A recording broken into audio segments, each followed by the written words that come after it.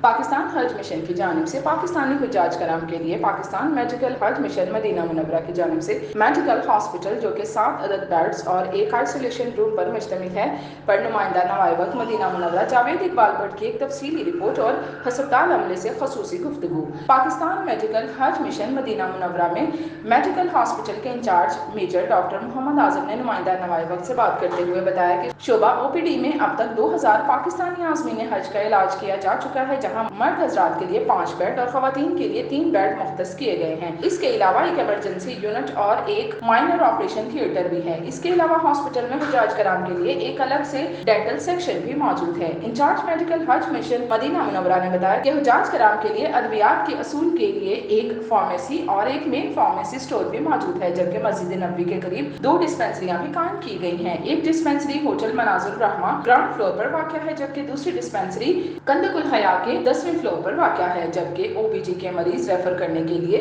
2 ambulance और 2 private गाड़ियां जो कि 24/7 मौजूद हैं। जबकि मदीना मुनव्वरा पाकिस्तान मेडिकल हज मिशन 60 डॉक्टर और पैरामेडिकल स्टाफ 24 घंटे खिदमत अंजाम दे रहा है, जहां सीरियस मरीज के लिए सऊदी सरकारी अस्पतालों में रेफर करते हैं, जहां इनका हर किस्म का इलाज मुकम्मल फ्री और इंतहाई निगहदाश्त में किया जाता है। इस वक्त 3 मरीज मुख्तलिफ अस्पताल में जेर इलाज हैं और कुछ इलाज के बाद इबादत में मशगूल हैं।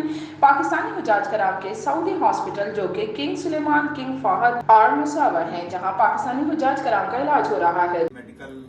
पाकिस्तान मेडिकल एडमिशन में बैठा हुआ हूँ और मेरे पास डॉक्टर साहब का क्या नाम है आपका? मेरा नाम डॉक्टर फातिमा। डॉक्टर फातिमा कहाँ से आए हैं? हम कोयटा से तशरीफ लाई है माशाल्लाह। तो हम इनसे पूछना चाह रहे हैं कि आपके पास इस वक्त जो पाकिस्तानी हिजाज आ रहे हैं मरीज, वो किस किस्म के आर्जे में मुब्तला होते हैं और आप कौन सी दवाई तो चढ़े उसको कौन सी जो है ना मर्ज होते हैं वो जरा बता दें ताकि किस में मुब्तला है। अच्छा, मेनली इसमें ये है कि चूंकि लोगों को हमारे साथ वॉक करने की आदत नहीं होती, तो यहाँ पे जब एक्सेसिव एक्सर्शन होती है तो नॉर्मली उनको मसल पेन्स की कंप्लेंट ज़्यादा होती है और फिर चूंकि डाइट एकदम से चेंज हो जाती है पाकिस्तान के मुकाबले में, तो फिर पेट खराब की शिकायत भी काफ़ी ज़्यादा है।